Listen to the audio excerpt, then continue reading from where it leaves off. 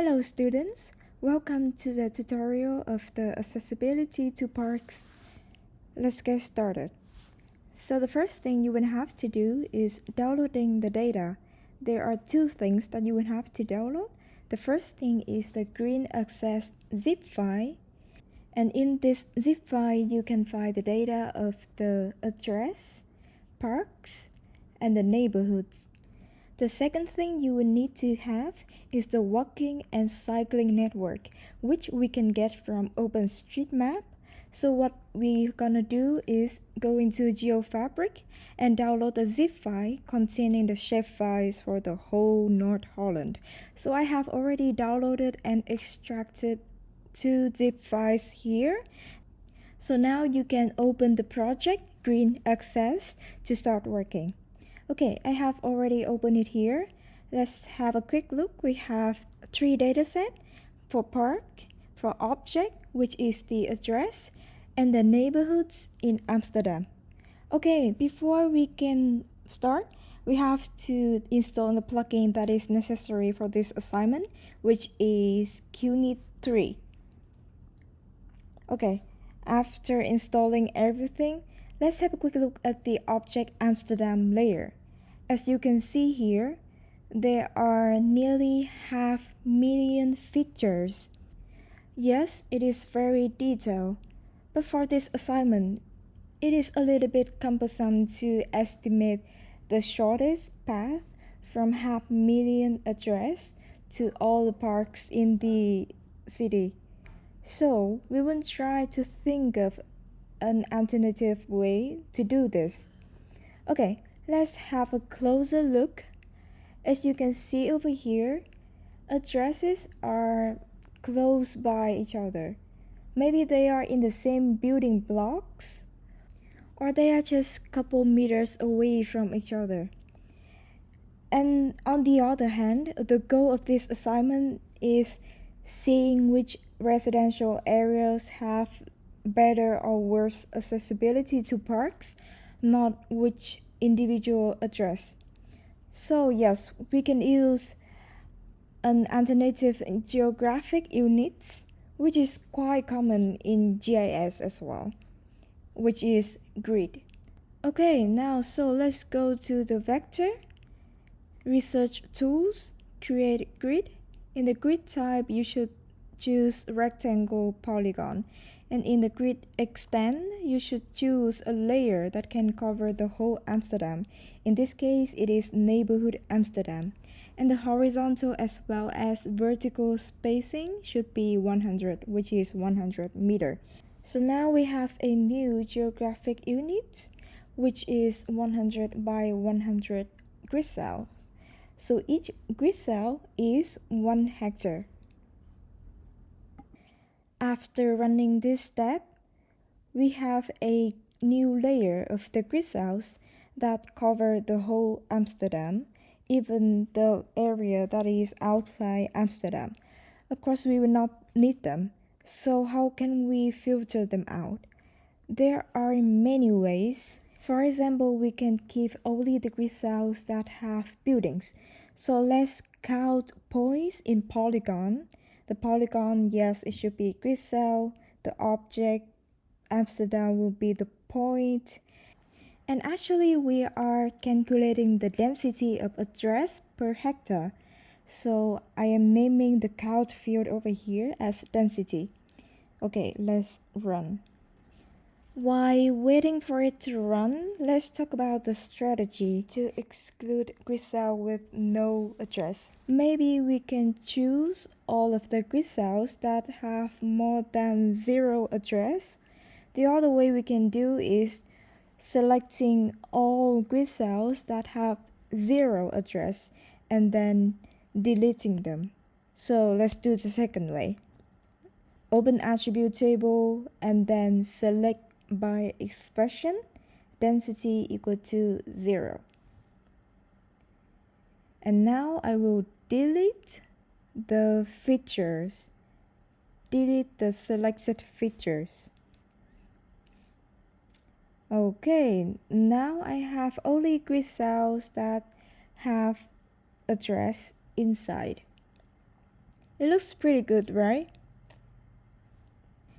Before moving to the next step, we will together explore the modifiable area unit problem, which is a very common issue that we have to face when we do the spatial analysis. So you have just aggregate your point data to grid cells. Now you will do the same thing, but this time to the neighborhood level. So let's count points in polygon again. But this time the polygon will be neighborhood, the point data, yes, till the object Amsterdam. And this one is not the density yet. So I will name it object. Why it is not the density yet?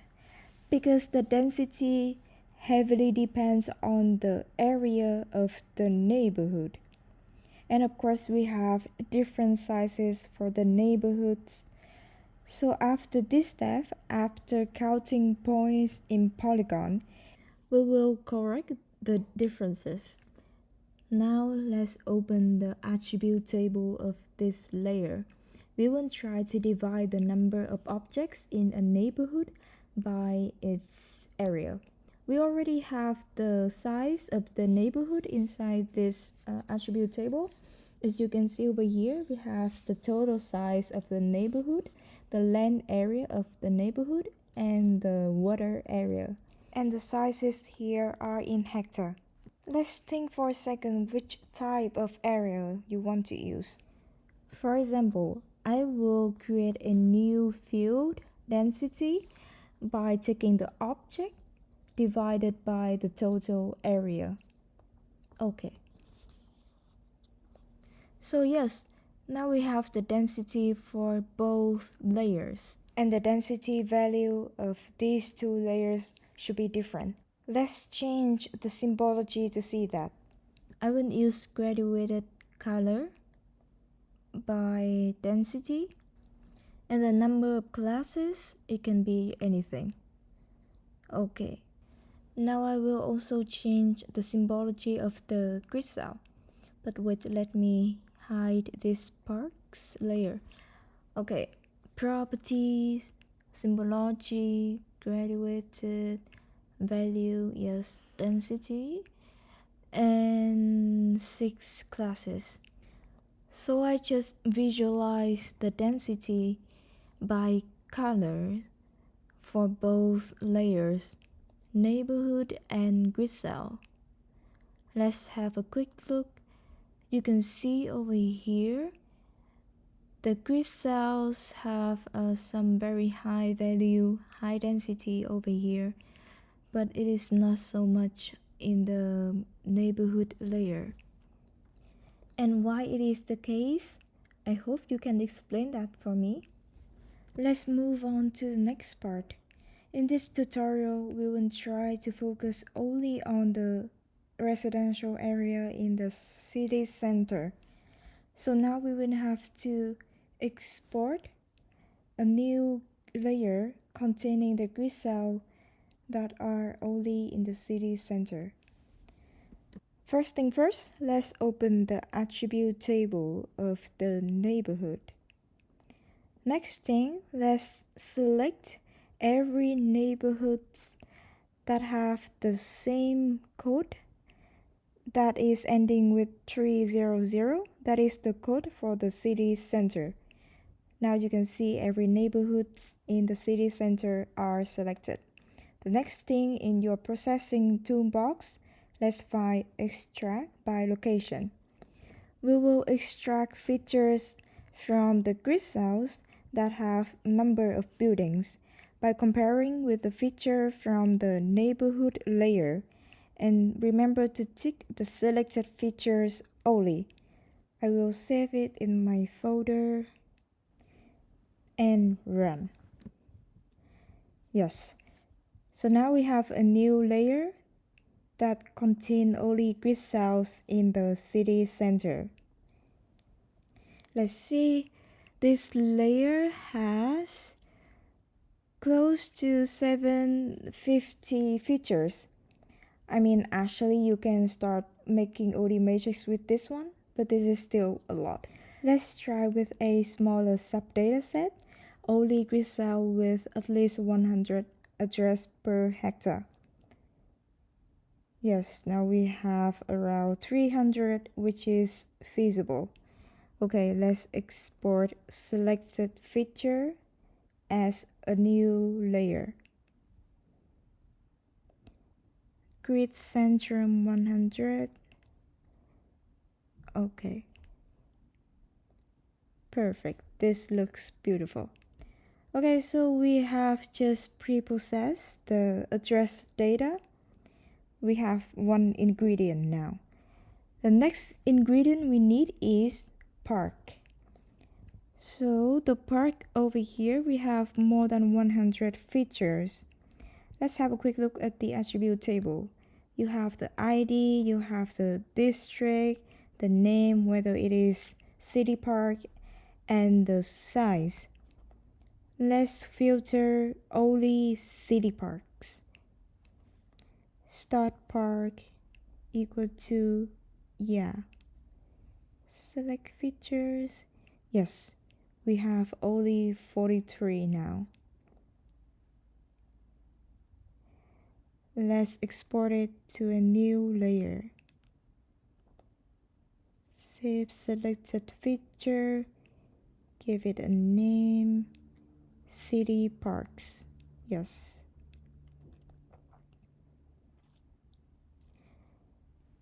Let's have a closer look at this layer.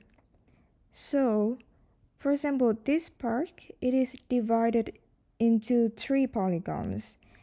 And the park in the New West, yeah, there are several polygons as well. We have some parks over there, even though they are different parks, but I think it is fair to consider them as a big park, right? So let's try to close the gaps and join them together. Does this sound familiar? Yes, we are going to use buffer. I want to close the gaps in Slaughterplatz over here. It is more than 100 meters, so I will first create a 60-meter buffer. And remember to choose dissolve result. Otherwise, our polygons will be not joined together. They are still separated polygons. Yes, and after that, we will need to create a negative size buffer. I will save it with the name City Park Negative Buffer. Run. Okay, now I have this layer for the park. So every polygon is joined into a same feature now. But still, they are still different parks, right? So now we will have to convert multi-part to single parts. The input layer will be the city park negative buffer. Yes, I will give it a name. City parks. Single. Yes. Now run. Good. In this layer, we have 17 parks. Beautiful. One way we can differentiate them is by the size. So let's create a new field for the size of the park with the expression area. Okay. Fortunately, they have different size. Good. The very final step to pre-process these 2 ingredients, the centrum grid cell and the parks, is converting polygons into points. Why do we need to do that? Because the OD matrix requires the input layers as points, and we are having polygons right now. One way to converting the polygon into point is using centroid. Let's find it in your processing toolbox. So centroid, or yes, you can also find it from here, vector, geometric tools, and centroid. And the input layer, it should be the grid centrum. Let's save it under the name grid centrum centroid. Run. Now do the same thing with our city parks. Save to file and put it a name, parks centroids. Good. Yes, now we have 2 out of 3 necessary ingredients. We have the point data for the origin, which is the grid cell, and the destination, which is the park. Let's add the dataset for the network. So remember the one you download from OpenStreetMap? It is very detailed. We have a lot of objects over here, but we will use only this one, the road system. Let's drag the shapefile into our QGIS. As you may know, this is the dataset for the whole North Holland, and for this assignment we don't need that much. It will make our OD matrix process much longer, so we will export this one to GeoPackage. Let's put a file name over here, Network Amsterdam, and remember to change the CRS, the projector. And yes, I will also change the layer name. Now let's choose the extent. You can choose the layer that cover only Amsterdam area. Run. It will take a while, but yes, it will give you only the network inside the Amsterdam extent. Let's think for a moment. So cyclists and pedestrians cannot go on every kind of road, right? For example, busway or highway. So we have the class of the road over here. And now I will try to select everything that I want to exclude by the expression F class in, and now I will choose the value that I want to exclude. Busway, motorway link, primary link, service, let's see, maybe trunk and trunk link. Yes, you can add other classes as well. Okay, select features. So there are more than 20,000 features are selected, and now I will delete all of them. Yes, delete. Perfect.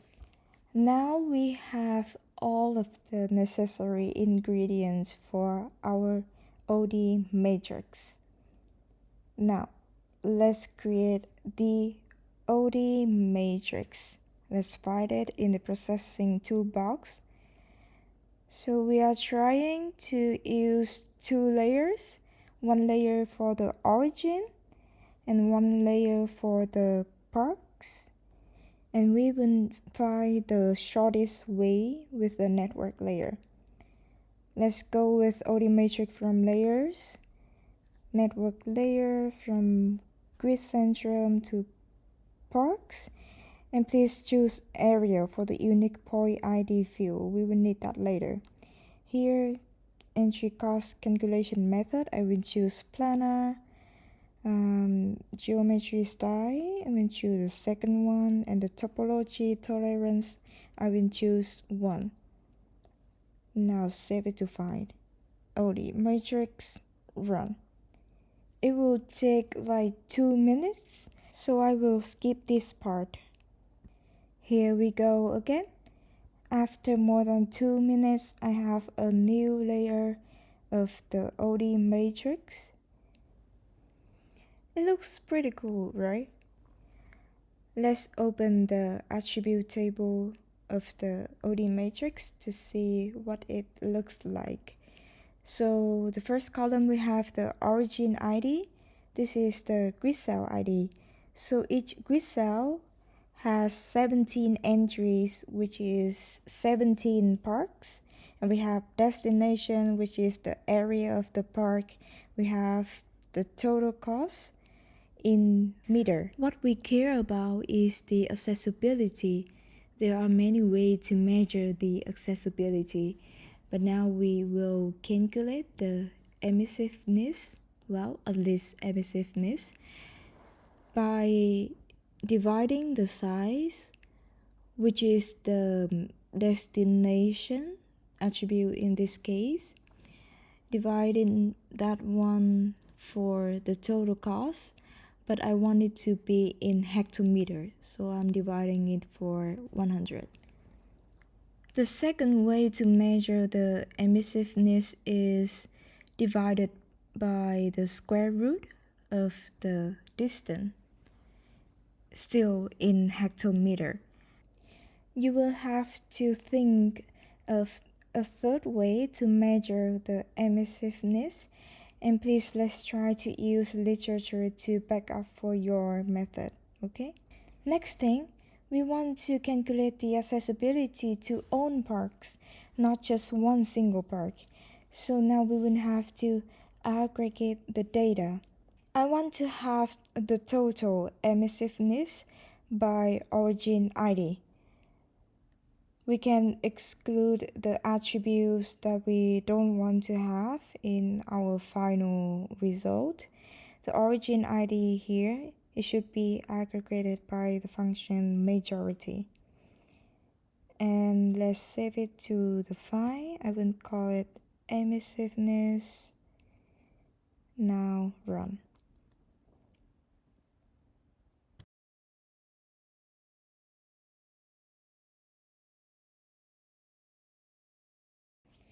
Good. Let's open the attribute table. Now for each grid cell, for each origin, we have the total emissiveness index. We're almost there, we're almost done. Now I would like to visualize my emissiveness index, but using the grid cell layer, not the emissiveness lines layer. So I will use join attributes by field value, and I will choose the grid cells layer as the input layer. And for the second input layer, it will be the emissiveness. QGIS will merge these two layers by comparing the table fields ID and origin ID.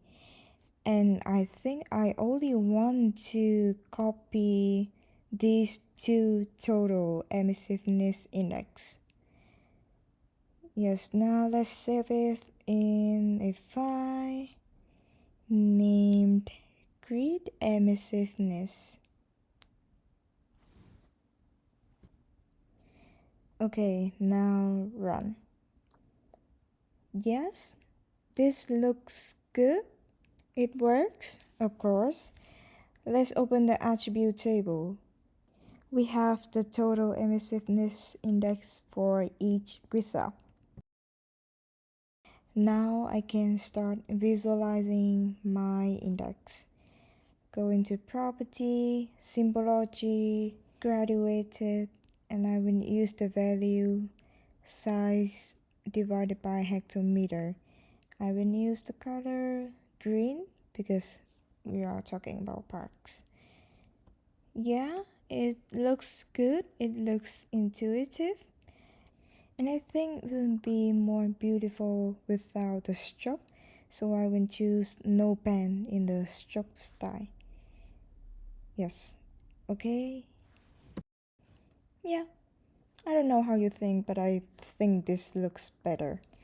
Now you can start making the final map, Yes, we have the grid cell over here. Maybe you want to show the parks as well. Some of you may want to display the network, or you can use the base map from the OpenStreetMap. In the browser window, you can find the XYZ tiles, and you need to double click the OpenStreetMap, and the base map will be shown. Yes, that is it. It is everything. Now it is your turn. Good luck!